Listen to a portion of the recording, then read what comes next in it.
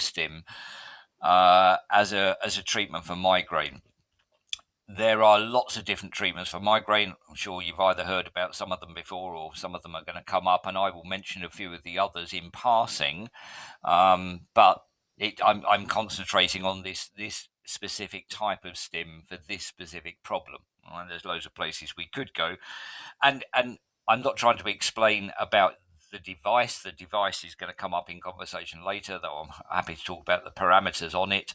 I'm trying to talk about it from an external point of view, and trying to have a look at, is this stuff any good? What does the evidence say? And how does the stimulator we're talking about today fit into that body of evidence? That's my remit, and that's what I'm trying to do. For those of you who were around when I did the session last year, then I'm sorry you'll have seen a couple of these slides before, but by way of a very brief update or reminder, the range of electrophysical modalities is massive, and we haven't even got all of them on this slide. That's just some of the common ones. And I've cheekily added down to the bottom of that electrical stimulation list on the left-hand side there, the blue list, these trigeminal stimulators, and the carefully unit is on there, and the Mynd unit, because they're effectively doing the same thing, as you'll see in just a moment. But they sit there with all these other kind of electrical stim, and actually, when you look at what these machines are doing, the ones we're talking about today, what are they doing compared with these others? Well, they're not massively different. They're certainly not massively different from TENS, which is their nearest bedfellow. They are different. They're different enough to justify it being a different machine, but they're, in terms of the stim parameters, it's not massively different. And in terms of the migraine management, we can pick on a variety of different stims from this group. We can pick on not much from the middle group. We can certainly pick on treatments from over the other side here, in the green group, where people have used these for migraine management. I certainly think the electrical stimulation for migraine management is dominant, and although we're concentrating on this one, we'll mention some of the others. And again, just to recap from last year, that we know that the basic principles are pretty straightforward. We are using some kind of energy. This happens to be electrical energy, electrical pulses. That is going to bring about a physiological effect. I'll talk about those in just a moment. And we're using that physiological effect to generate a therapeutic benefit. That's no different today. We were talking about microcurrent in November. I could be talking about ultrasound or laser or shockwave today. That model is the same for all of them. And when we're making a clinical choice, all I'm suggesting is we use the same model working backwards. So in this case, we got a patient with a migraine, and we keep it that narrow. So we got a patient with a migraine, or we got a patient with a history of migraine, and we're trying to do some preventive work. We know which physiological effects or physiological events we want to stimulate, and we know which energy, which type of stimulation is going to get us there. And just like every other modality, then the issue about dosing matters. And this is entirely true for today's topic, just like it was true for microcurrent, just like it's true for ultrasound and laser. Effectively, if we go in with too little energy, we will do nothing. We will achieve no benefit at all. If we turn the energy levels up, and in our case, that's the strength of the pulsing. If we turn this up, then we start to get an effect, and we keep turning it up until we get a dominant effect. And it's certainly true from the research I was reading in preparation for this, that if you overstimulate, then you can make things worse. And I guess the whole point about a machine like this is that it's designed so that the user, because this is not under therapist control, the user is unlikely to overstimulate. It is possible. I mean, I tried it, and I tried cranking it up, and I couldn't actually bring about anything nasty when I tried it on myself. But I haven't got migraine. I haven't got a history of migraine, and therefore I'm absolutely sure, and certainly it's reported in the literature, that if you do too much of this, then you can bring yourself, effect on my model, over the other side of this curve, and into the detrimental effect. They're not going to keel over and die. Their brain's not going to flow out of their ears. Nothing disastrous is going to happen. but it can aggravate the condition. Certainly, if you've got a migraine there and then, and you overstimulate, it will make the migraine worse. We are trying, and the whole point of this device is that you're trying to get your dosing up to the optimum end of this curve. And as you'll see from the evidence coming up in just a moment, if you can get the stimulation right, there is no doubt from the clinical trial evidence, there's no doubt that you can have a significant beneficial clinical effect on migraine with a device like this. That's the bottom line. And so therefore the evidence says, just like it says for all the other modalities, you've got to choose the right modality. And if you have got a patient with a migraine, then from what I can see, using a stimulator like this automatically drops into the most effective modality group. You've got to get the dose right. One hopes that this machine is designed to deliver the optimum dose. And still, it's true that the patient has got to do it often enough and to make it worthwhile. And we'll talk about dosing as we go through this. Bear in mind, and again, I know there's a picture of a Mynd device, which is what we're talking about today. I'm not a TENS care person. I haven't got a TENS care uniform on. I haven't even got a TENS care background behind my picture. I've got my boring old office at home. So I'm independent. I'm not here to promote, endorse, or advocate or advertise this device. I am simply reporting as objectively as I can. Does this stuff work? That's my task, and that's my remit. If you want to buy a machine, don't talk to me. Talk to somebody who's on one of the other pictures. Okay, so in terms of overview, and I'm sure you've heard some of this in the presentations that came before me, there is a very substantial and a very significant body of evidence where electrical stimulation and neuromodulation, we'll talk about both of them in a minute, have been used as both a preventative and a treatment option, and we'll differentiate those two out for both headaches and migraine. Looking through my own database, and I haven't got every paper in the world. I've got 250,000 papers on electrophysical modalities. I don't think that's all of them. That's all the ones I've found. In my own database, I've got over 560 papers which look at this intervention. So we're not lacking in information. Here, the question is, in the next 36 minutes, can I get 560 papers worth of information over to you? Well, I'll give it my best crack. All right. And it's not new. This has been going on. People have been dabbling with this since the early 70s, and that's even before I trained in the mid 70s. So just before I did my training, which is a pretty long time ago, back with the dinosaurs, people were looking at this. So although it comes over as if it was new, actually the concept has been around for really quite some time. Having said that, and having said there's a lot of evidence, which there is, there are gaps in that evidence. Some of that evidence is not good.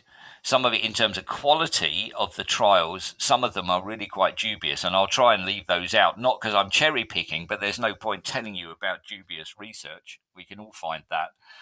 There is a potential for bias, and therefore a lot of the research is done by people who have either a vested interest or a long-term interest in this intervention, and therefore they get accused, much as I get accused when I publish papers. I get accused of only publishing because I'm trying to promote this. Well, I'm not promoting it because I've got nothing to gain. If you buy one of these or if you don't buy one of these, it makes absolutely no difference to me. So therefore, I'm genuinely not trying to bias this presentation, but there are accusations of bias in the publications. And probably the biggest issue, and it's common in all these electrophysical modality research papers, very often these are based on small numbers. So you might have a study of n equals 20, 10 of them get the stim, 10 of them don't get the stim, and the results are good. The results can be very good, but the accusation that this is a small study, often levelled by the people who do pharma studies, and the pharma studies, they'll put a couple of thousand in there. When you've seen the COVID vaccine studies, well, they're doing studies on 20,000, and they're saying that's probably not enough, but it's not a bad number. 20,000? We don't do studies on 1,000. If we have a study on 100 people, that's in our world, that's a big study.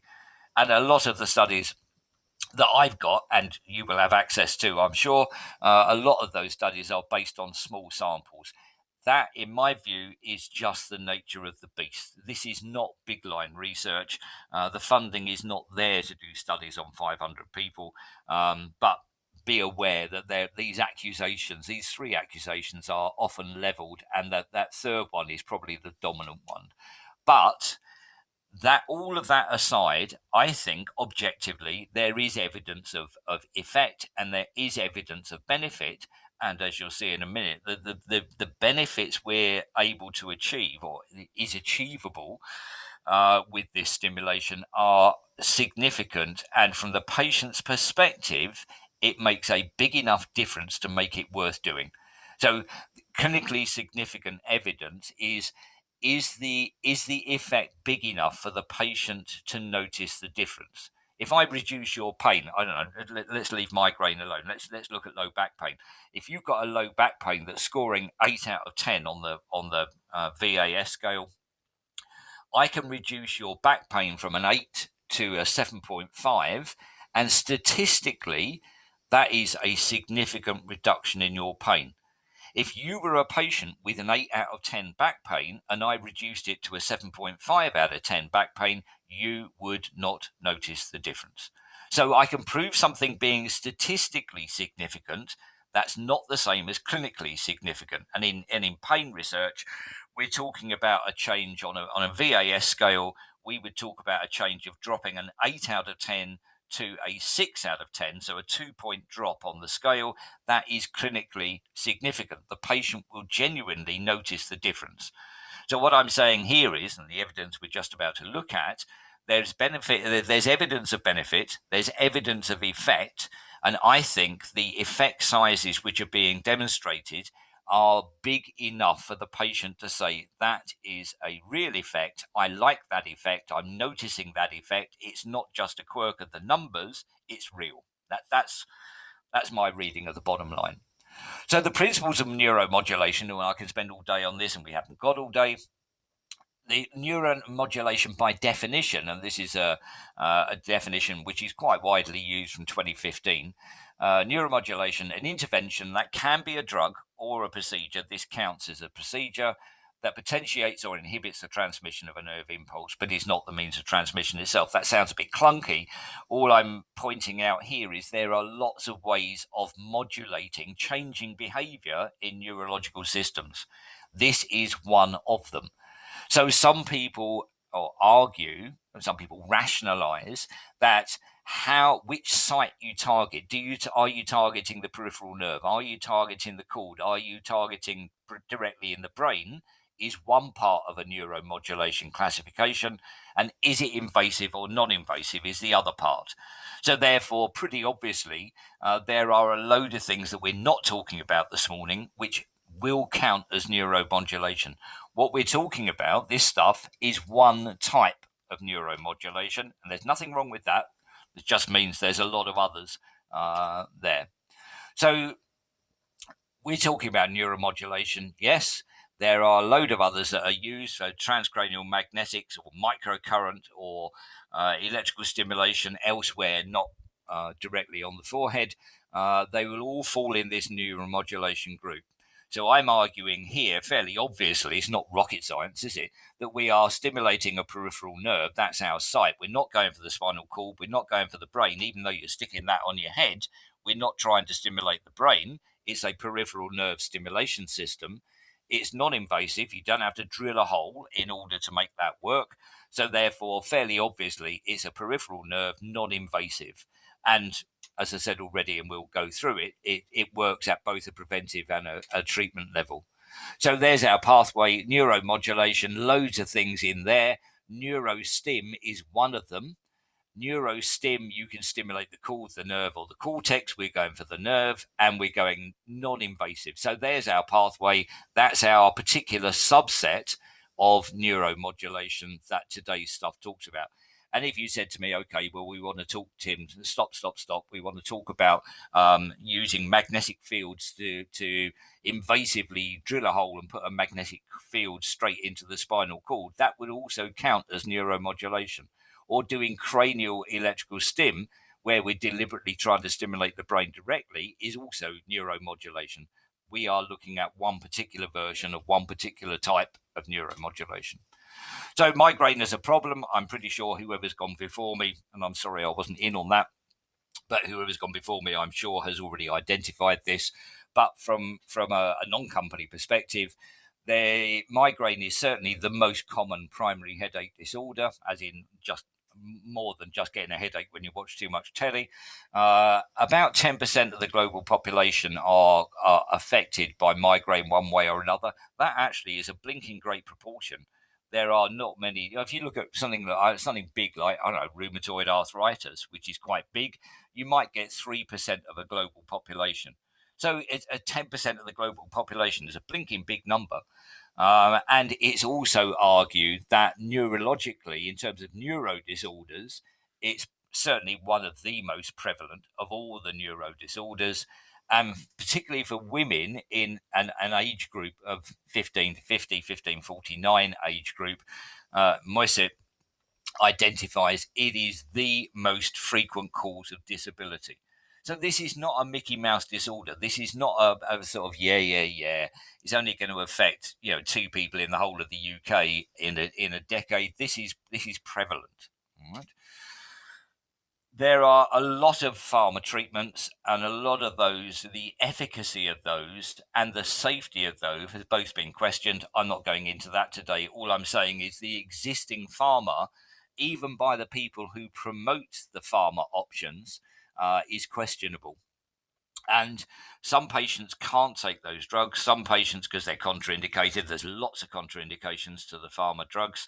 And a lot of patients just don't want to dose themselves up. This is pretty strong pharma to stop your brain going wild.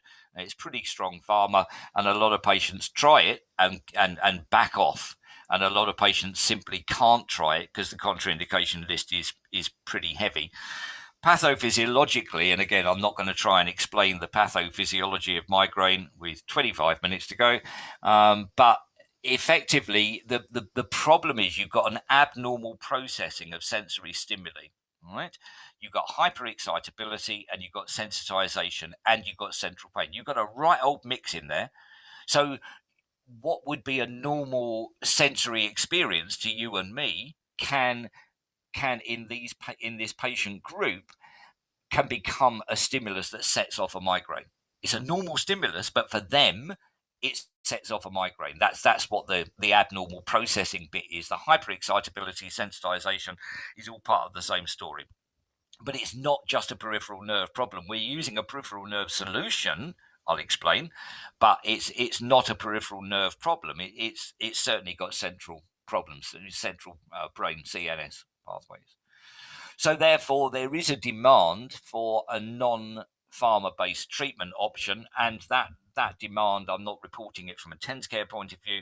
I'm saying there is a demand out there for a treatment option for migraine, which is not based on drugs.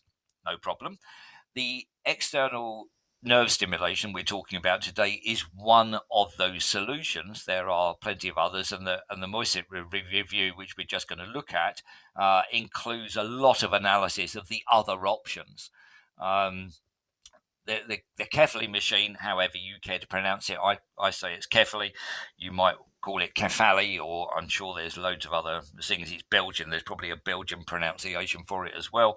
But the Kefali device and the Mynd device are devices that meet that demand. All right? And again, that's not promotional. That's a statement of fact. The Kefali device, and a lot of the research has been done on this because it's been out for really quite some while. The FDA approval was way back in 2014, so that's nearly 7 years ago now. So as a treatment device, it was approved by the FDA back in 2014. As a preventative device, it was approved back in 2017. So you will appreciate that a lot of the research which is out there is based on this device. But you'll see in just a moment when I compare these two that your device, yours as in the Mynd device, and the Kefali device are delivering pretty much the same thing. All right. It's a supraorbital or a supratrochlear nerve. That's all part of the trigeminal. So the trigeminal nerve, we've got a picture coming up, has got divisions. The ophthalmic division is one of the divisions of the trigeminal that comes across the face, and the supraorbital and the supratrochlear nerves are particular branches of the ophthalmic of the trigeminal. So we're stimulating the trigeminal nerve, but we're only aiming to stimulate some branches of it, and it uses a self-adhesive electrode system just like yours. Right? They all look like, was it Wonder Woman or something? Which reminds me of Wonder Woman when I see these pictures. The Kefali stimulation, biphasic rectangular, zero net DC. That's my quick summary of the stimulation package. They've got two programs depending on which machine you buy. One of the programs, which is, and this is the treatment program, runs at 100 hertz using 250 microsecond pulse durations. They go up to 16 milliamps, and they reckon on using that for an hour. So if you have got a migraine, that's the program they're saying you should use. Their preventive program, their program 2, is running at 60 hertz, also at 250 microseconds, also at 16 milliamps, 20 minutes, either once or twice a day. That's a basic summary of what the Kefali device is all about, and that's what the research that we're quoting is largely based on. And there it is. It's a sticky pad. It looks a bit different to the Mind sticky pad, but it ain't radically different, is it? You know? And you can see, and again, this is care of Kefali themselves, but you can see it's targeting particular branches of particular sections of the trigeminal nerve, and that's the pathway through which the stim's going to work. So the Mynd device is the same thing. It's a supraorbital, supratrochlear, trigeminal nerve stimulator with the same basic idea. The stimulator and the electrodes are integral on the same unit. And bless my soul, look at this. It's biphasic, it's rectangular with zero net DC. No great surprise, that's what works. Program 1 is going at 110 hertz instead of 100 hertz with a 200 microsecond pulse. So it's a squirtly different bit. But it's a little bit different. Neurologically, that's not significant, that difference. Or neurophysiologically, it's not different. 20 milliamps instead of 16 milliamps, 60 minutes. That's on the treatment program. And the prevention program is going at 55 hertz instead of 60 hertz. Not massively different, is it? So it's going at 55 at 200 microseconds up to 20 milliamps, 20 minutes daily. Right. So those two, in neurological terms, in neurophysiological terms, I would call them they're equivalent stimulators. All right. So if I was challenged by a regulator to say, are those two stimulators doing the same thing, yes or no, I'm going to go for yes, because yet there are small differences in the stimulation parameters. Those differences are so small that I don't think it's going to change the outcome. And the Mynd device is, it's the same kind of thing. Actually, it's a bit smaller, it's a bit lighter, but it's the same kind of thing. So in terms of the mechanism, let's not spend too long on this because we've got to look at some of the research and time's running by on us. But what we're aiming to do, well, and I say we in the royal sense, what is being aimed, if you can say such a thing, is you're trying to decrease peripheral excitation and increase central inhibition. You're trying to reduce the magnitude of the sensation going in from the periphery, and you're trying to stimulate the brain into producing an inhibitory response. And we desperately, in this scenario, do not want to stimulate either the A delta or the C fibers. Both of those will make things worse. And you can stimulate both of those. And if we were doing a talk on TENS, which I guess in your company you don't need me to do a talk on TENS, but if we were doing a talk on TENS, you can deliberately stimulate the A deltas and the C fibers with TENS. And there are times when that's a stunningly good thing to do. But in this case, there is no way on earth you want to stimulate the A delta and the C fibers. All right, take that as a given. And we know that makes things worse. All right. It will make the pain worse. It will make the patient even more sensitive if you start pinging around with those fibers. So we're trying to stimulate the low threshold, the non-nociceptive afferents. That's the A beta fibers. They're the ones that carry touch, pressure, vibration, mechanoreception, proprioception, heating, cooling, non-pain related sensory fibers. They're the ones we want, A beta fibers. And the evidence out there, and we can't go through all the neurophysiology evidence. I'll give you a couple of references. Well, I think Lisa's got a copy of this, all these slides with all the references on them, so you can go chase them up to save writing them all down. But we know that by stimulating those nerve fibers, by stimulating the A beta fibers, there is a reversal of the central sensitization. So effectively the wind up, the abnormal responses in the brain, the evidence says can be reversed by stimulating these nerve fibers over the trigeminal distribution. You get a decrease in allodynia, just going to explain that, and a decrease in hyperalgesia. They're not the same thing. All right. So the evidence we've already got from this mode of stimulation says if you can stimulate low threshold A beta fibers, it does have an effect on the central sensitization at brain level. It does have an effect on allodynia and hyperalgesia, all of which are mechanisms we know are effective in migraine. And if you look at what the drugs are trying to do, if we were doing a pharma talk, the pharma approach is to use drugs to achieve that end result. All we're doing here is we're using an electrical stimulation mode to stimulate the same physiological responses.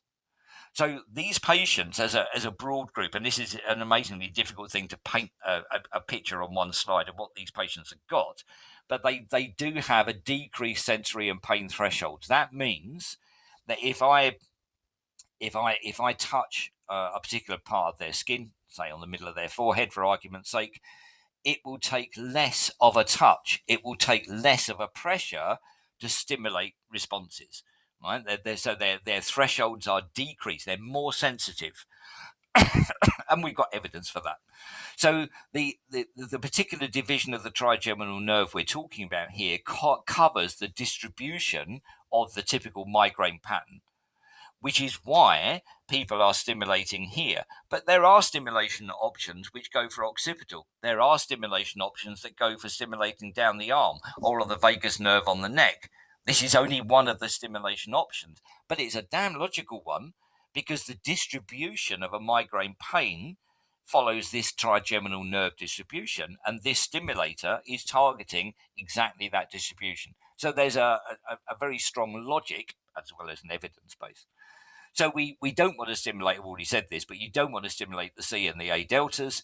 The A betas are the ones you want to stimulate, and they're the ones that this machine targets. That's what it boils down to.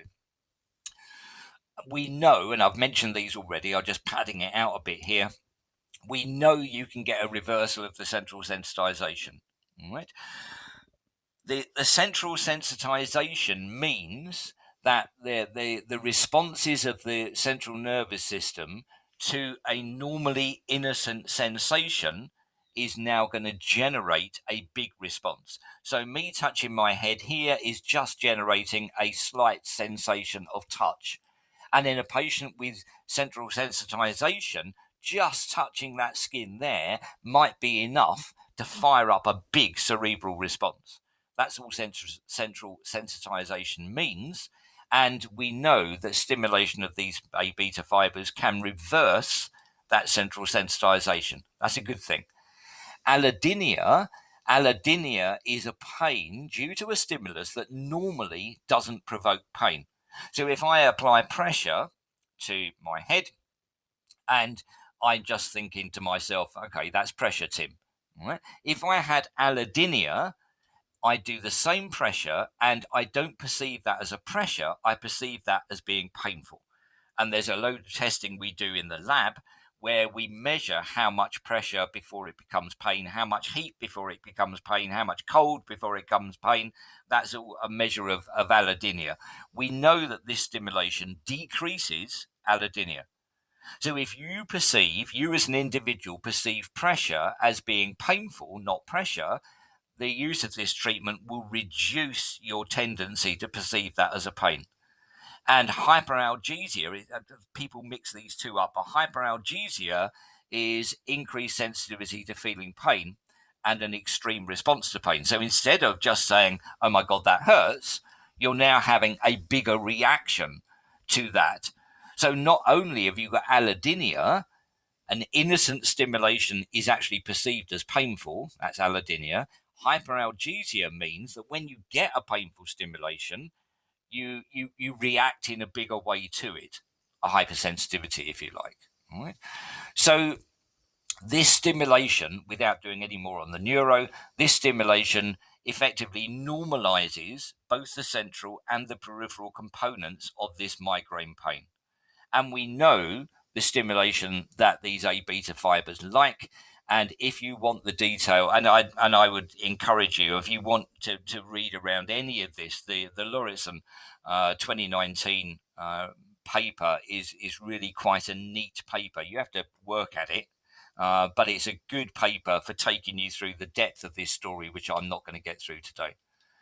So, in terms of clinical evidence, I'll try and do this objectively, and I'll look at the reviews, and I'll look at a couple of example papers in the time we've got remaining. There are over 500 of them. I'm picking on some, but I'm trying not to cherry pick. I'm not trying to pick the ones that make this thing look good, and everything else says, "Oh, this is pants." And I can only find 3 papers that say it's good, and I therefore pick on those 3. I'm trying really hard not to cherry pick. In terms of reviews, there's a couple of good reviews out there which are recent. I'm trying to go for recent ones. This one's good because it's not only recent, but it's open access, BMC journal. And I've mentioned the paper already, Moiset, 2020. So this is looking at neuromodulation techniques across the whole range for preventative and treatment of migraine. It's a systematic review and it's a meta-analysis. So they take a broad view, an in-depth view of the literature, and they try and add the results from one trial to another trial and pull them all together. That's the meta-analysis. I'm not being patronizing, but that's what a meta-analysis is. And therefore, that's the target of this paper. But please bear in mind that this paper, great as it is trying to look at all the different options for the treatment of migraine using devices, not just your type of stim. All right. There's 38 studies in there, 7 for acute pain, 31 are preventative. So the preventive study group is the bigger group. It's not all about electrical stim. And if you only read their conclusion in their abstract, it ain't terribly strong. It really is not desperately convincing because their conclusion is several neuromodulation methods are of potential interest. That's pretty damn weak, isn't it? All right?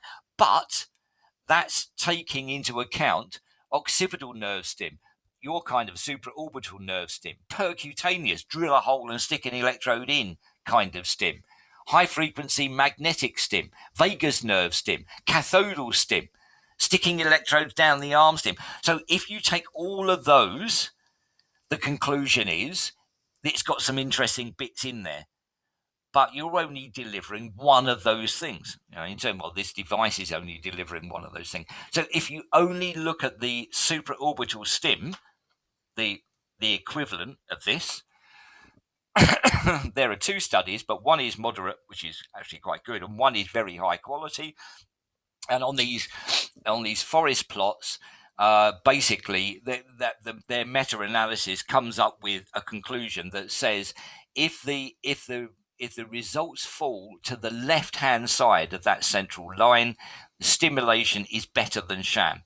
If these dots fall on the right-hand side of that line, sham is actually better than stim. And of course, in terms of effectiveness, clinical effectiveness, you want these markers to be left of the line, and you want them to be the further left they are, the better. So the conclusion of Moiset, remember, Moiset is not doing a promotion or an activation or an advertising thing. They are analyzing the data objectively by crunching the numbers. They're saying this stim works. It works better than sham. You are genuinely advantaged by having this treatment. You are not. There's no way. There's no doubt about is it any better than placebo. There's no doubt it is better. So remember that their conclusion says there are some things that are quite interesting in here. You've got to drill down to the detail, and the kind of stim we're talking about falls into the it is evidenced group, and the authors say so. And that's on the acute treatment And on the preventative stuff down the bottom there, you need to read the whole paper. But the preventative stuff is also significantly effective. So that the Moisset conclusion is, if you only take their supraorbital stim analysis, it works as a treatment. There is no doubt about it. It works as a preventative method. There is no doubt about it, which is really quite neat. And they go through lots of, and if you ever get interested on, looking at the magnetics and the percutaneous and the REN, remote electrical neuromodulation, where they're sticking the electrodes down the arm, or the occipital, the alternatives. I'm not saying the alternatives are rubbish, but my challenge this morning, if I don't run out of time, it wasn't to look at all the alternatives. My challenge was to look at, does the stim we're talking about today work? The evidence says yes. There's another paper, and I've mentioned this one already, Lauritsen paper, and again, recent 2019.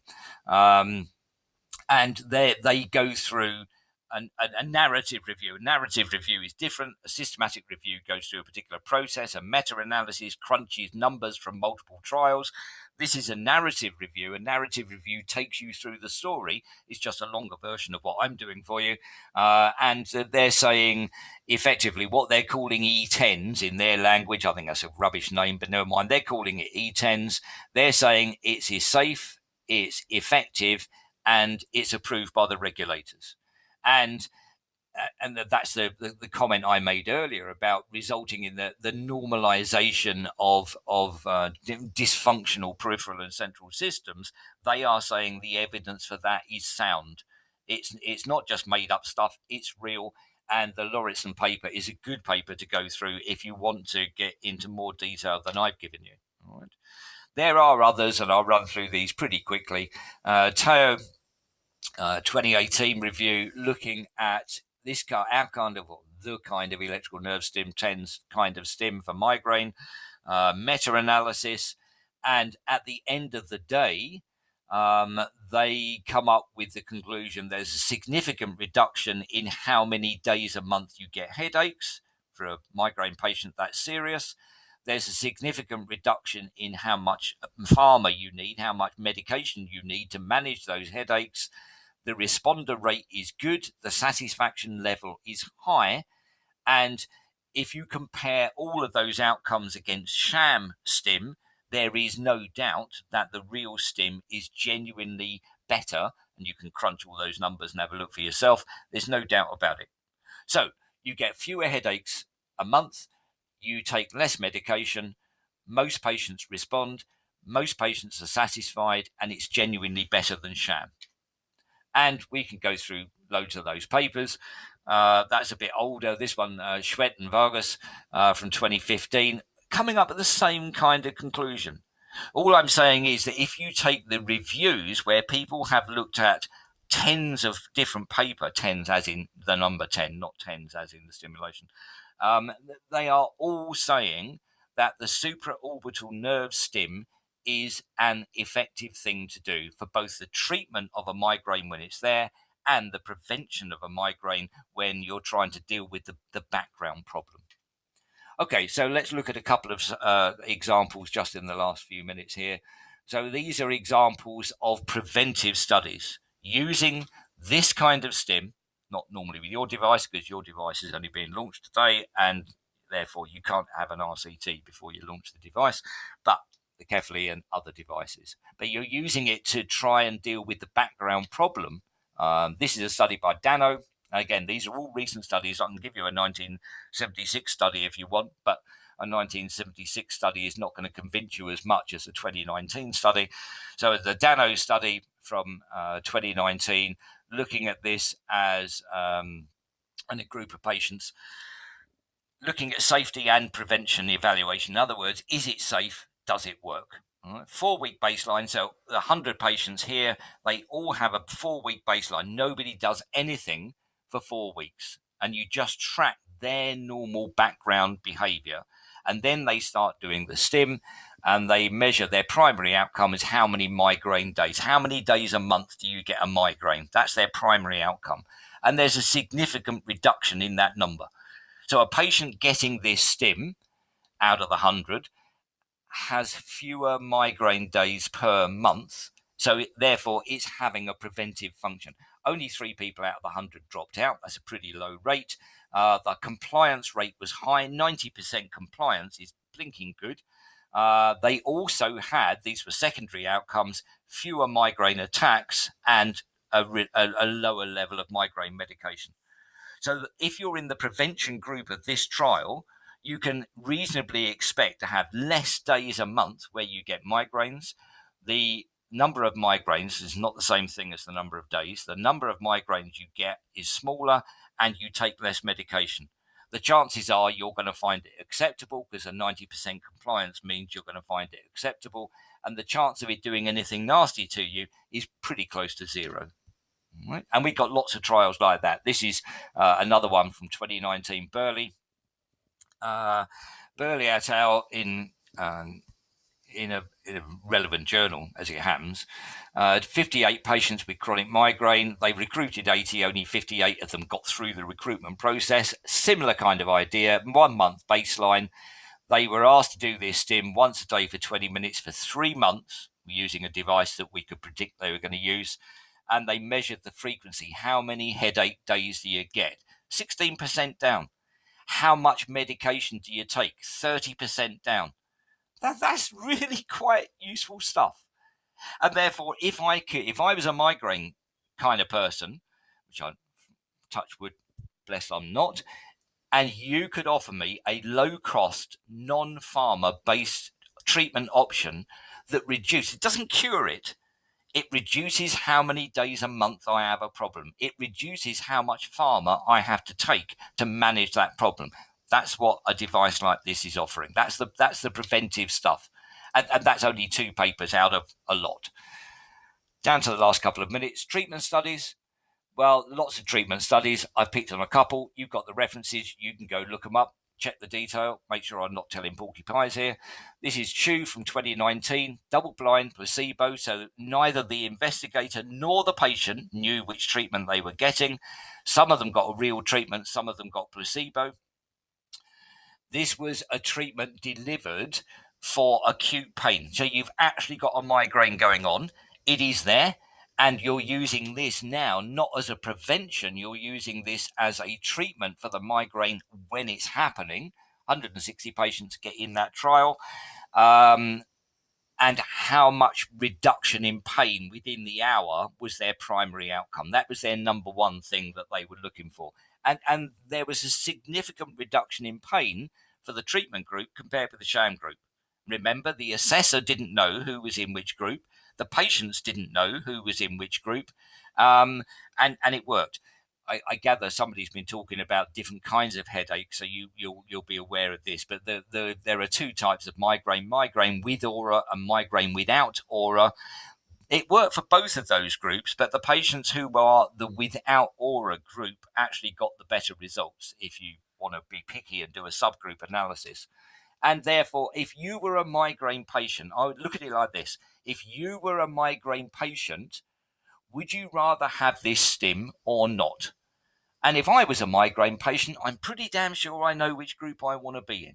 I want to be in the group that gets the stuff because it works. It does not cure the migraine. It does not make the migraine disappear within 30 seconds. That would be a crazy kind of claim.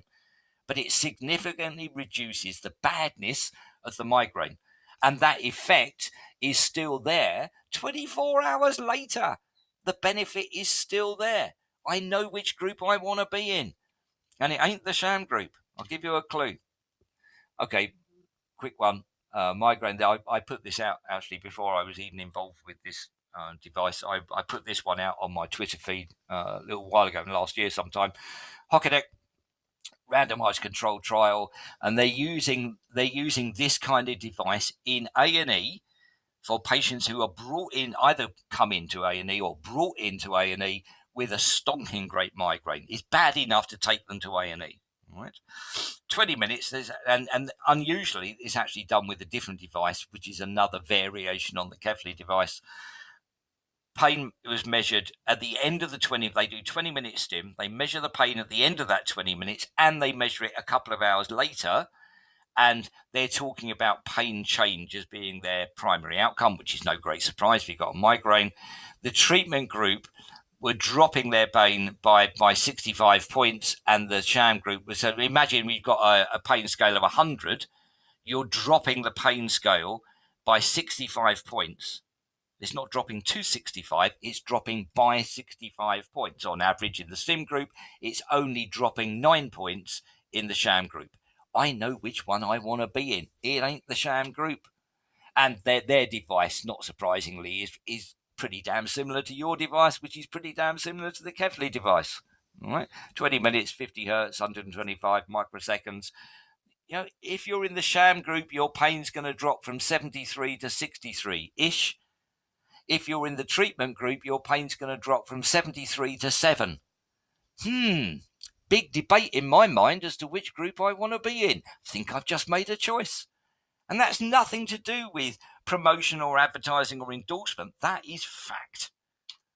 So my conclusion, and I'm sorry I'm a couple of minutes over, supraorbital or trigeminal stim is a stimulation mode which has got a physiological basis, both in the treatment of acute migraine and as a preventative option. The systematic review, the meta-analysis review, and the narrative review evidence says it's not just Tim saying this. Lots of other people around the world who are seriously into this are saying the same thing. The trial results demonstrate significant benefit both for prevention and for treatment. We know the stimulation parameters, and as far as I can see, this device, this is not an advert or an endorsement, this device is delivering what those parameters are. So therefore, that's about it. That's my view of it from an external, objective, non-cherry picking kind of approach. And I'm sorry for nicking 4 minutes of your time because I've gone over. There you go. Thanks, Lisa. Thank you very much, Tim. It's again, like I said, a great pleasure having you here, and thank you for doing that analysis on different clinical evidence that's available, and obviously for explaining how the device works. I think we're now down to another exciting part of our presentation today, is actual presentation of the product. I don't think we'll be taking... I'll just add, I'm hanging around. I've got to disappear for a couple of minutes, but I'm coming back for the Q&A, so I will be. I'm very happy to talk about questions, take questions, but you've got to move on. I'm coming back for the Q&A. I'm just letting you know. Thank you very much. Yeah, we'll see you shortly. Thank you, Tim. Thanks. If we could have clapping, I'm sure there will be quite a lot of clapping now. But I suppose this is now, again, like I said, an exciting part of where our team will introduce the actual product to you. So stay tuned. Off to you, Hanwei. I think you're the one that's sort of taking over that part. Lisa, thank you, Tim. Let me just get everything in order.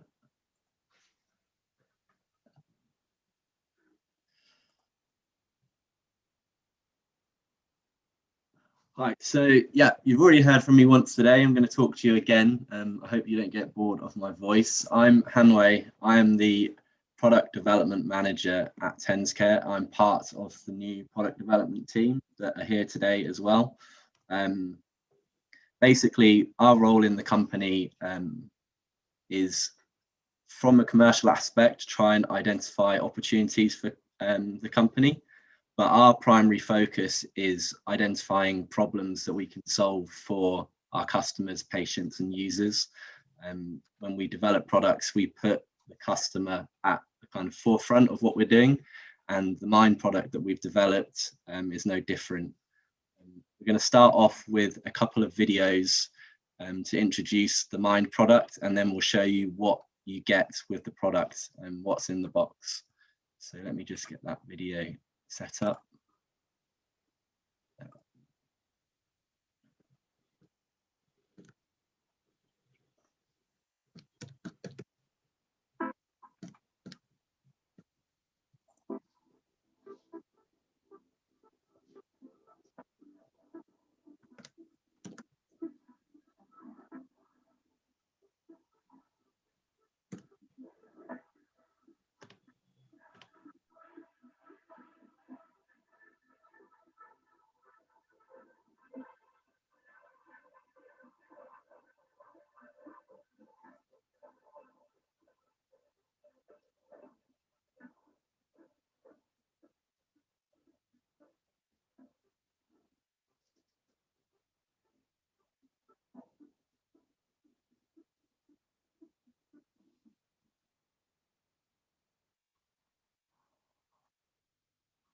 So that is Mynd. We're now going to look at what you get with the product when you buy it, what you've got in the box. So this is the Mynd Migraine Relief product.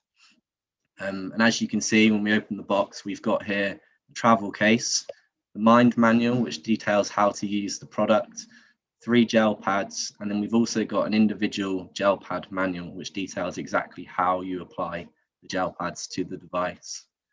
Then as we open the travel case, we've got the Mynd device, which you've seen images of already, a mirror to help placement of the device onto your forehead, quick start guide, and the micro USB charging cable that recharges the battery.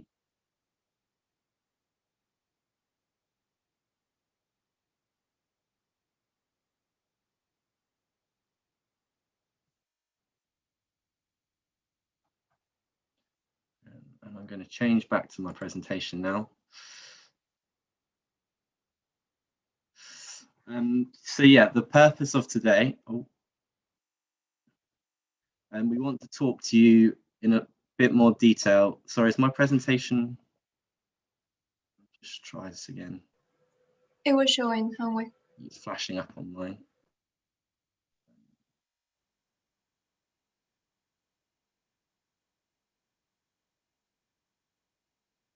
Sorry about that, more technical difficulties. So we've already heard today about migraine as a problem and the technical stuff that is actually in our device. We want to talk to you now about the actual product itself. And as I said, throughout the development process, we were very much focused on the user and how they would interact with the device. So we're just going to talk to you about why we think we've got a great product and why we think our customers are going to love using this product. As we've mentioned already multiple times, we have 2 programs in the Mynd device. So the first program is the treatment program. This is used when the signs of a migraine attack first starts, but can also be used when you have a migraine present. Duration of this program is for 60 minutes, and what this program does is effectively stimulates the supraorbital nerves that Tim mentioned earlier. And this provides the sedative effect. The stimulation on these nerves provides a sedative effect that leads to pain relief. And the second program that we have in the device is the prevention program, which again, Tim has mentioned already, the settings and the parameters. This is to be used ideally daily as a regular care.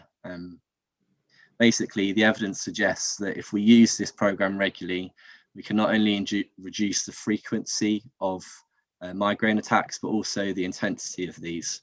So it's a really useful program for anyone that suffers from migraines to use. Now I just want to talk to you in a bit more detail about the actual features of the product. As I said, the customer is always our main focus. And when we were in the development of the Mynd device, we were very aware of how the user would interact with this product, but also the competitor products and how they went about it and what they did well and what they did not so well.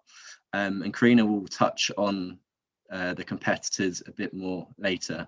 But the main thing that we wanted to do was to really design a device that was simple and intuitive to use. We're understanding that some patients might be a bit apprehensive of applying electrotherapy to their head. So we wanted to really reassure them that the device is safe, and we could do that through the design of the product. So the first thing to discuss today is the 40 intensity steps that the product has. When we were looking at how we would increase or decrease, as you can see in the image, we've kept this very simple, and we've just got 2 buttons on the front of the device. Some of our competitors and other devices, they try to overcomplicate this process, in my opinion, with automatic increase and decrease features. For us, we wanted to make sure that the user did this manually, and basically make sure that the user was always in control of the stimulation and what they were feeling. So by having these simple buttons on the front of the device, it's very easy for the user just to select an intensity that they find comfortable but also effective. Pressing these buttons, obviously you're doing this during the treatment, so it was important that when the device is placed on your forehead and you're pressing these buttons, the device remains stable, doesn't move, doesn't fall off. And we've achieved this through a combination of the form of the device and the size of the gel pads. The next feature that we wanted to introduce was some sort of visual indication of what intensity level you have selected. Obviously 40 intensity steps, you don't really want to have to count and memorize where you are. So what we've done is introduce 3 LEDs on the base of the device. Each one of these has a varying brightness level, and this basically indicates how high or low the current intensity output is. So 1 dim LED is a very low intensity, and then 3 bright LEDs is a high intensity. Alongside these LEDs, we've also have small audible beeps that sound when the device is essentially doing something. It tells you that an action has been made. So when you turn the device on, when you increase or decrease intensity, a small beep can be heard. There's also beeps to tell you when you've reached maximum or minimum intensity, and also at the end of the session. So the device automatically turns off, and it lets you know that the program is finished because through a long audible beep. As we've seen in the video and through other people's presentations, we apply the device to our forehead using the reusable Mynd gel pads. And we get 3 in the kit, and each one of those is expected to provide 3 to 5 applications. This will depend on a number of things, the user's skin type, how well you store the gel pads between uses, and also whether or not you clean your forehead before using the device. But we hope that we can get 3 to 5 out of these and actually potentially improve on this from person to person. Another thing that we identified as a potential area of improvement that the Mynd device could do, and Karina will talk about it again later, but it's the battery that we managed to integrate into the product. And we really wanted to maximize this whilst also finding a good balance between the size and the weight of the device. And I'm happy with what we've achieved with this battery. Depending on the output intensity that you select, it will give between 13 to 22 hours. And then of course we then recharge this battery using the micro USB cable that comes with the product. I'll now hand over to Karina that will look at the 2 main competitor devices that are currently on the market and a comparison between those and Mynd. Thank you, Hanwei. Good morning for some others, and good afternoon. For the people who know me, for the people who don't, I'm Karina. Nice to meet you, or nice to meet you. I'm pretty much an export sales manager, and I'm looking after the Latin American countries, Spain and the US. And today, as Hanwei has mentioned, I'm going to talk about Heatherterm, Cephaly, and our product, just the comparison between them. And of course, during this presentation, most of my colleagues have mentioned a lot of things, but it's just pretty much to put them in context. Sorry, just one thing, Hanwei.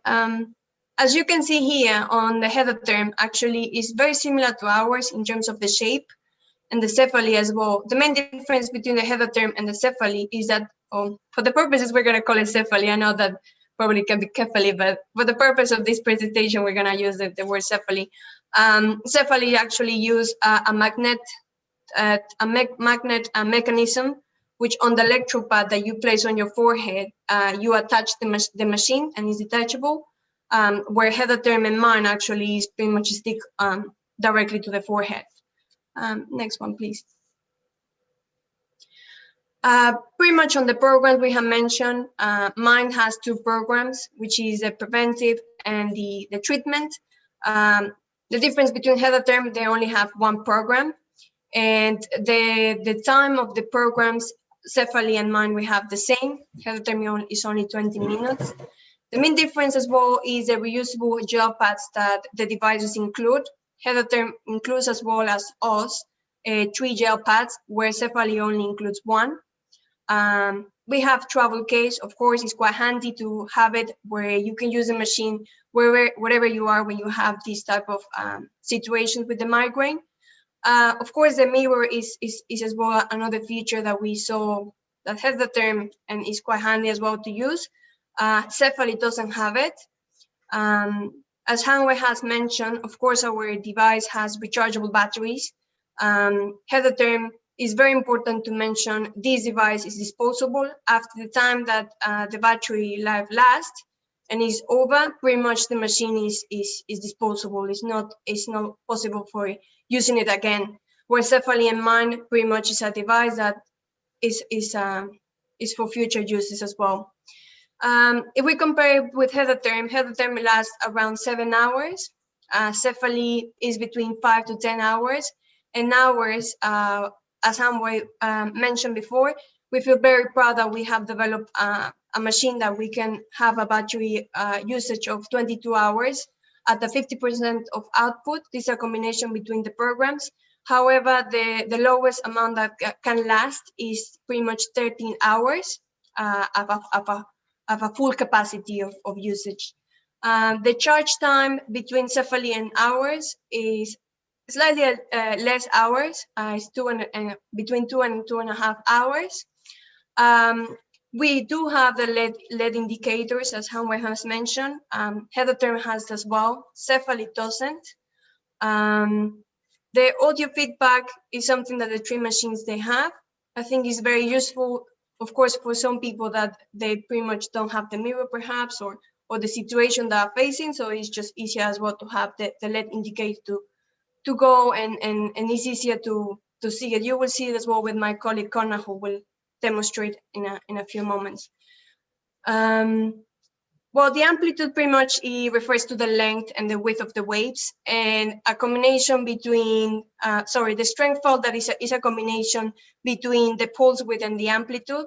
And we have seen, for example, on the OVA Plus, which is our period pain relief product, that the frequency that we have used was quite effective. So as well, we have taken in consideration that something that was successful for us, we can implement as well on our devices. Sorry, on the device of Mynd.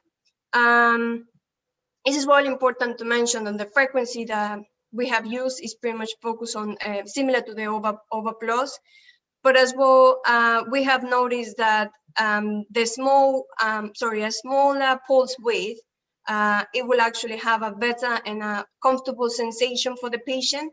This is based as well on clinical evidence. Tim Watson has mentioned as well that, and is also helping to the patient and the user to have a better sensation and experience, rather than having like a sting or something that can be painful. The main purpose of developing these devices is pretty much to relieve pain and not causing more pain to the patient. In terms of weight, we can see that ours is in between. Heather is quite heavy because they have like a type of watch battery, where ours is completely different. It's rechargeable as Cephaly. And the most important for most of you that will be probably very interesting to know is how will be our product in the market be retailed in terms of price. So pretty much Heather is quite affordable. It's £28, 57. Sometimes they have more promotions. However, we need to consider that this device 7 hours after use and is pretty much gone. So if we compare it Cephaly with Mynd, we're very competitive. We nearly half the price that they are offering, even more. This is something that we believe is as well a great advantage for ourselves. And the best part as well, as I mentioned, Cephaly only includes 1 electropad, where ours have 3. After that, of course, you need to get more replacements. And if we compare that with Cephaly, we're as well a half of the price in the market. And this is our suggested price, of course, for distributors. You are more than happy to put more prices, but this is something that we believe that it will be successful for us and for you as our partners to have success in the different countries and areas that we can develop this device. Thank you very much. Now I'm gonna introduce to my colleague Connor, who is actually gonna show us how really the machine works and how to use it.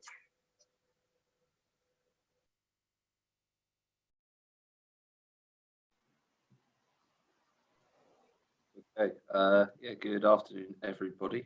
Yeah, my name's Connor. If some of you don't know me, I'm the export account manager for Europe. So some of you obviously have met me before. So yeah, today I will be going through a demonstration in regards to the Mind device.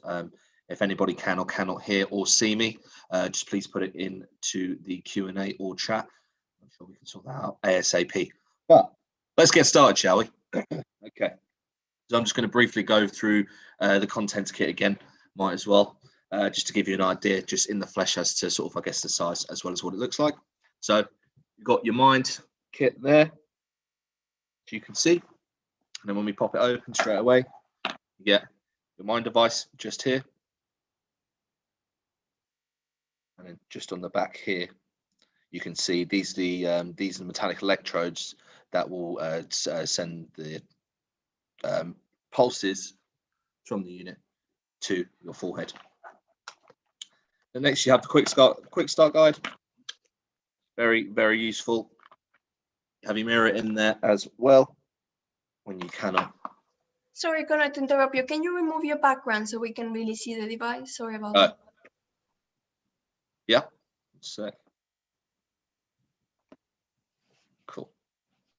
Oh, sorry about that. Also, that comes along. Mirror that is inserted in there, and this is detachable. Here is the cable as well. Okay. You also get your Mind gel pads here. That's what it comes in with. Obviously, as you've seen from the videos, here are the pads themselves. Okay, so first of all, before you use the device, please clean your forehead first with a damp cloth before using the device. Obviously, I've been doing it many times. You haven't seen it because I've been in the panel. So I'm pretty sure I've done it about 8 or 10 times anyway. So let's carry on. Let's get started with the gel pads. So as you can see, the first thing you will have to do is you'll have to take the blue liner off of the gel pad as a whole. Please ensure when you're taking off the blue liner that the gel pads aren't sticking to the blue liner still. This isn't a usual occurrence, but it can occur, and then it may just stay on there, and actually the clear liner will be detached instead. And of course, we do not want that at all. So once you have taken off the blue liner, that is when you proceed to attach the gel pad to the metallic electrodes on the Mind device.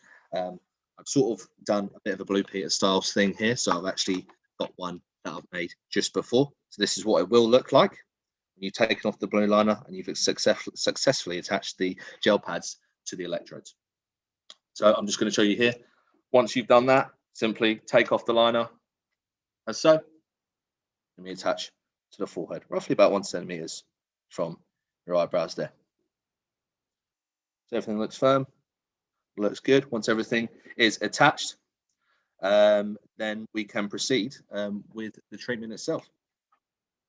Also, make sure you do not throw away the clear liner, as you will need to reattach this onto the gel pads, so then you can make sure you get those 3 to 5 applications as well. Just quickly on the gel pads, as Hamid did say, it does depend from person to person. Obviously, you've cleaned your forehead and so on and so forth. But whilst I've been using the device myself, I have been made sure that I looked after the gel pads, and I actually managed to get more than 5 applications as well. So it can vary from person to person, as well as actually looking after gel pads and the device itself. So yes, let's begin with the treatment. So I won't actually go ahead with doing the treatment itself with the device on my forehead, because it can be difficult for some to actually see that. So I'm going to take you through it with the device I have in my hand at this moment in time. Okay. So when the device is firmly attached to the forehead, we can begin the treatment. As we've mentioned before, there are 2 treatments, 2 programs, sorry. One is for treatment, which is 60 minutes. And the other is for prevention, that is 20 minutes, as Tim and Hanway went through earlier. So when you turn on the device, you probably have to hold the on and off button down for about 4 to 5 seconds. As soon as you've done that, we'll just do it here. You hear it there and it goes on. And just underneath, we can see just about onto this side. It's a very dim LED like that, just there. It actually shows that the program has actually begun as soon as you turn on the device. So please, as we always say this for all the devices, but please make sure it's attached to the skin first of all. We don't need to turn it on whilst it isn't attached. So it's on program 1. And if you want to then change from program 1 to 2, simply hold the on and off button again for about 2 seconds. And you hear there's 2 beeps present on the device. So that means you've now gone from program 1 to program 2. So once you've done that, yeah, as soon as we've done that, then essentially you can sort of sit back and relax. But obviously we want to make sure that the intensity is up to a point, as Tim said, to make sure you get the most benefit possible. So essentially, I don't know, as we can see probably here now, you can see the decrease and the increase button. Of course, the increase is at the top and the decrease is at the bottom. And as you increase the intensity, you will see soon enough that the LED lights will begin to strengthen. And that essentially does show that the intensity is increasing. And of course, as soon as you get to all 3 LED lights, you're almost there. It shows that is at its highest intensity at this time. And as you know, of course, there's 40 steps to intensity with the peak amplitude of 20 milliamps as well. So once you've settled into the program itself, sit back, let the treatment begin. Because essentially, once the unit is coming towards its 60 or 20 minute program treatment, it will automatically turn itself off when the session is complete. A long beep will indicate the end of the session. Intensity will gradually decrease and the device itself will switch off. So as soon as you hear that long beep and that has occurred, you can safely take off the device from your forehead. Okay. And finally, as I mentioned earlier, very important, please find your clear liner to make sure you can reapply this to the gel pad at this moment in time. Okay.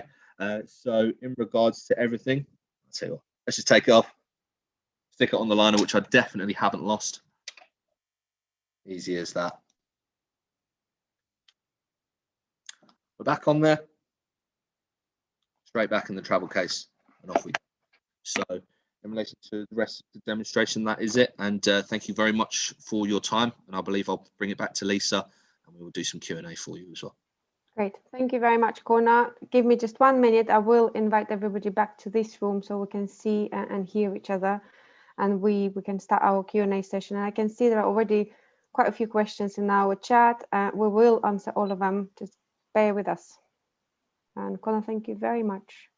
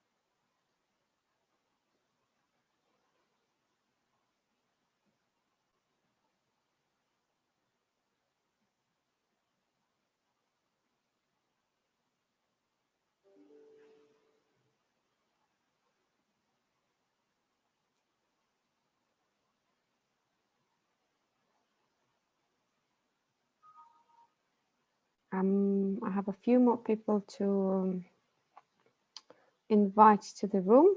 Now we should begin Q&A session.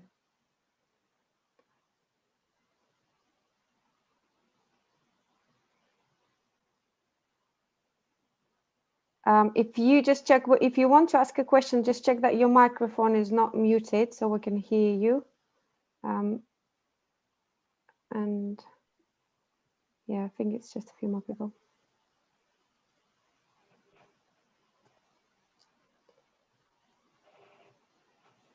Good. Down to one last person. I've just went on to the Q&A, Lisa. I just saw them. Yeah, Connor, if you just start off, if you just start us off, I think that's now everyone. So, yeah, I guess it's something, maybe I don't know if I was talking too fast, but Warren Karner just put a question saying, how do you know which mode you are using? So just to reiterate that again for you, as soon as you turn on the device, it will start with program 1, which is the treatment program. And as mentioned, you hold the on and off button down for around about 2 seconds, and that will then take you to the second program, and you will hear the 2 beeps as well. Of course, if you want to go back to program 1, do the exact same thing, and it will only beep one time only this time around. Okay, so just let me know if I didn't answer your question, and thank you for coming as well. Ouch. Someone's making a coffee. Thanks, one. Oh God, news yourself. Who's making that noise? I don't know.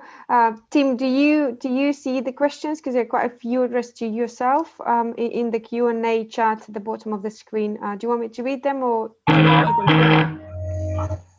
I can't see them because I'm not the host, and it says I can only. All right, I will read them. Yeah, there's a question from Mr. Mehran here. So his question is, dear Mr. Watson, any research on transcranial section of brain? Oh yeah, there's lots of research on transcranial, and there's lots of research on vagal, and there's lots of nerve on occipital, but I was leaving all those out. But yeah, if you look in the 2 big reviews I mentioned, they also cover, certainly the Moiset review will cover the transcranials, and looks at the evidence for the transcranial as well as the evidence for the supraorbital. Just looking at their meta-analysis, the only one which is potentially stronger than the trigeminal, the transcranial is not stronger. So looking at the comparison between what we were talking about this morning, the trigeminal and the transcranial, the trigeminal stim we're talking about this morning comes up with a stronger meta-analysis result than the transcranial. So the transcranial was covered in Moiset. Good. And there's another question again from Mr. Mehran, is if there are any signs about effectiveness of signal on other kind of brain disorders like Parkinson's disease, for example.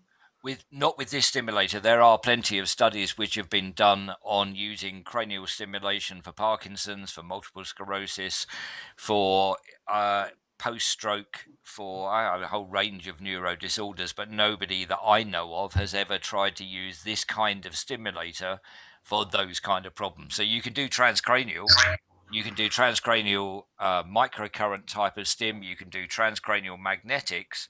But no one has used a device like this for patients with Parkinson's or stroke or multiple sclerosis. And if they have, I haven't found it. Right. And So, sorry, Tim, to throw all the questions your way, but we had a similar question about trigeminal neuralgia, which is obviously the pain signals from the face through the trigeminal nerve, and the research around that. Now, obviously, that our product isn't designed to treat that, but it's quite an interesting question in terms of where we might be able to take other devices. Yeah, I mean, I think you're quite right, Neil. I think that one of the problems with trigeminal neuralgia is it's commonly described as one of the most intense pains. It's one of those. It's like passing a kidney stone. That's ranked way up on the pain options. Trigeminal neuralgia has an outrageously high pain level, and it's persistent, like 24/7. And therefore, no one yet has tried this kind of stim on patients with trigeminal neuralgia. And again, if they have, I've not come across it. People have used TENS. People have used percutaneous nerve stim, and this has got potential, but I've never seen research where a device like this has been used specifically for patients with trigeminal. If I was in your kind of position, I'd be going out there looking for it, and if it's not there, I would certainly entertain doing a study like it, because if you could use, I genuinely don't know, but if you could use a small rechargeable home-based device which had a significant benefit on trigeminal neuralgia, that would be like sexy on legs. That would be brilliant, But if it's out there, I've not seen it. Well, it was a very good question from Dorrit Grimberg, our distributor in Israel. So thanks for the question. Yeah, I mean, I can go and look. I might have missed it, and I didn't specifically look at trigeminal neuralgia, but I've got. Let's just look at my. Have a look at the database while we're talking. Right, I'll come up with an answer in a sec, but I'm pretty sure I've got an awful lot of papers, 365 papers on electrical stim for trigeminal neuralgia, and amongst those 365, there may well be an answer. I would need to skim through and see what I've missed. Fair enough. If Okay, I find thank anything, you. I'll come back to you. Put it like that. Sure. Thanks very much. Thank I you. can see Andrew, you raising your hand. I don't know if you would like to ask a question as well. Andrew Brown. I was just going to say, for trigeminal neuralgia, because it's so sensitive and so painful, most of the papers say that the first time you put TENS on is going to increase your pain level. Yep. So we've advised that people only do it with a professional present, because it's going to put you off the whole treatment process. Yeah, so absolutely. But if you use a standard TENS, because people say to me, well, why do I need one of these? Why can't I use a standard TENS machine with electrodes stuck on the front of my head? Well, you can, but your standard TENS machine is too powerful compared with this. Yeah. And therefore, you're only going to get up to like number 1 on your TENS machine before you're screaming. And the advantage of this device, clearly you've got a commercial advantage, but the advantage to this device in terms of efficacy is that it's less likely to overstim. And with the trigeminal neuralgia, that's why it's got potential value. But if you had a trigeminal neuralgia sticky-on pad device, which I've no doubt will come up with some trendy name for it, it may well need to go even less stim than this. This goes up to 20 milliamps. You might only need 10 milliamps or something for trigeminal, but you've got to go low power. If you go trigeminal neuralgia with a standard TENS machine and you go high, the patient will yelp, and they have more pain for days, not just for a couple of minutes. That increase in pain lasts for days, which is why you've got to be darn careful. Good. Thank you very much. There's a few more questions I can see in the chat. One is whether our device Mynd was actually in any of the trials.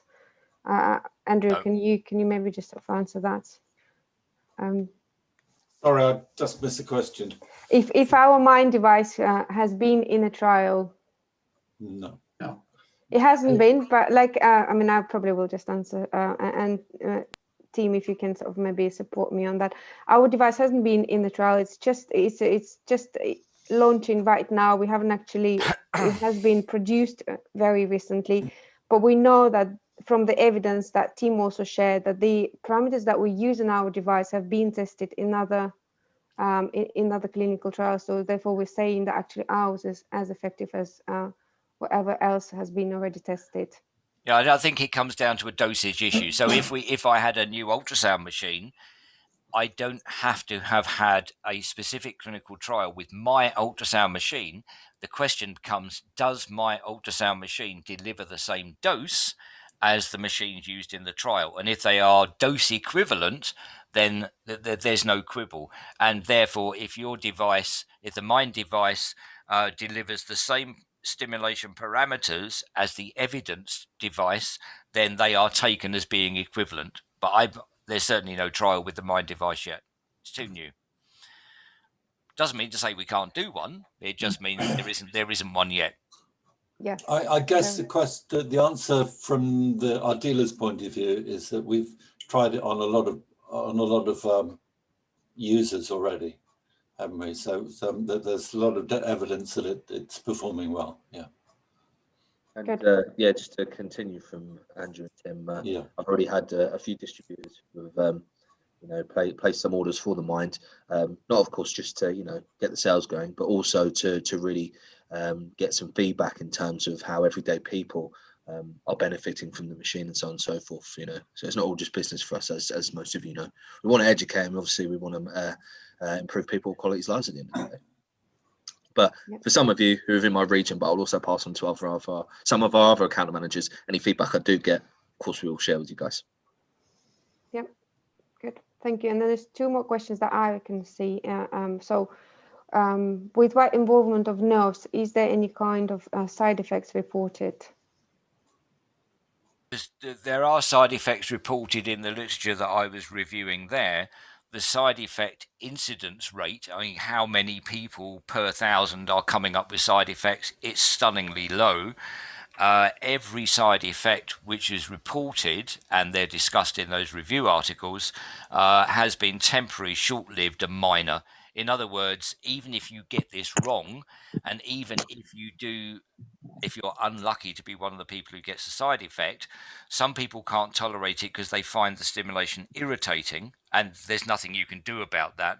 And some people find that the gel, the sticky gel, gives you a red patch and a skin irritation. Again, it's minor, it disappears as soon as you take the patch off, but there are a number of patients, and I think it's something like 1 or 1.5 per 1,000, that kind of number, who just can't stand the stim. But then that's true of TENS, that's true of muscle stim, that's true of any kind of electrical stim. There are a proportion of people who just don't like it, but that's not a side effect as in an adverse effect. That's a phenomena which is common to all electrical stim. Good. Yeah, we've included in the manual, some people, again, a very small percentage of people reported being dizzy or sort of slightly disorientated after the treatment. So we put that in the manual as a warning as well. But I get slightly dizzy and disorientated after a glass of wine, but that's just the way it goes. Yeah. There are more. So there are two questions that are sort of quality and assurance deep. I hope will help us answer. As one is if there is any infringement, sorry, with the Cephalid patent, and if the product is MDR ready. Okay. The reason that we chose the parameters that we did was that it's based on a device that we were marketing 20 years ago. Okay, so Cephalid has two patents, one in the USA, one in Europe. In the USA, you can patent the application, the condition it's used for. In Europe, you can't. And if you're trying to patent the device, we're pretty confident that we've looked at the parts that are patentable and we've avoided those. Yeah. So the main thing that seems to have been patentable was the automatic intensity function. Everything else, we were with the original over, which we sold 20 years ago. It was mounted on the electrodes on the skin and had the same settings. So you can't patent that. Good. Okay. And the other question was, is it MDR ready? Yeah, I was just thinking maybe. As a business, we are transitioning from MDD to MDR, and our audit date hasn't actually been fixed yet, but we've got BSI due to come and audit us in the next 6 months. And so therefore, we will actually be one of the fewer medical device businesses in the UK that are actually MDR ready before a lot of others, because a lot of others can rely on their certification that doesn't expire, whereas ours expires, our MDD certification expires this year, whereas those that have got MDD certification that expires in 1 or 2 or 3 years time have got a little bit longer to get themselves MDR ready and therefore, compliant. So we're very much on top of that. We've actually got a very sizable regulatory affairs team now who are busy making sure that they fill in the gaps between MDD and MDR, just to put people's minds at rest on that as well. Yeah, and the two of the big challenges in MDR are the clinical evaluation and the post-marketing clinical follow-up. And those are things we've been engaged in for the last year on this product. So we're pretty confident about it. Great, thank you, Andrew. Good. Thank you. Is there any more questions? I had just one question from a distributor from Ecuador, unfortunately, because of the time. They could not join, but they were asking about the warranty that we have on our device. We probably haven't mentioned it during this presentation. Yeah. It's pretty much 1 year, so 1 year is our warranty. Good. Good. All right. Well, can I just say thank you again to all the presenters, and thank you, Tim. It really is fascinating the amount of information that you managed to funnel into such a short presentation, and that is how people learn, is by, you know, sort of the received wisdom of others. You know, reading and listening to experts is the way to really time travel in this life, and have someone else do the pedaling for you, and you just get on the back of their bike and go along for the ride. And it's been a pleasure. Thank you, Tim, and thank you, Hanwei, for stepping in when we had a little technical error connecting with down under in New Zealand. And David, I know that you've put hours of research into your presentation, and you know, and you know, the gremlins of Zoom have stopped your moment there, but I appreciate the preparation that you put in on that. And just to say that to all our visitors, thank you very much for giving us your time today to hear about the new Mynd product. Those that are interested in buying the product, obviously reach out to your existing contacts in TensCare, or you know, and you can find us, if you're not already familiar with us, you can find us via our website at tenscare.co.uk. So, and thanks, Lisa, for orchestrating the whole deal. Yeah, it's really appreciated. Yeah, I just wanted to say, I just wanted to echo what Neil you just said. Thank you very much to presenters. Thank you very much, team, for yet another collaboration with us. Thank you for the visitors, and I hope you all enjoyed and learned a little bit more today. We will share that the link would be available to you to watch the video again. We've shared that on our YouTube channel, but Team Watson has kindly agreed for us to share some of the slides that he was using. Obviously, with respect to the copyright, please do not overwrite anything that was presented today, but you can all translate into your languages and share with your sort of distributors and your partners and customers in your home countries. And if you have any questions, if you are happy to place an order, ready to place an order for Mynd, do so. Obviously, contact your account managers as soon as possible. I know there was a question from one of the distributors to the sort of RRP price. It's a suggested RRP price. They sort of said that it's a bit too high for their market. We understand all different markets do respond to prices differently.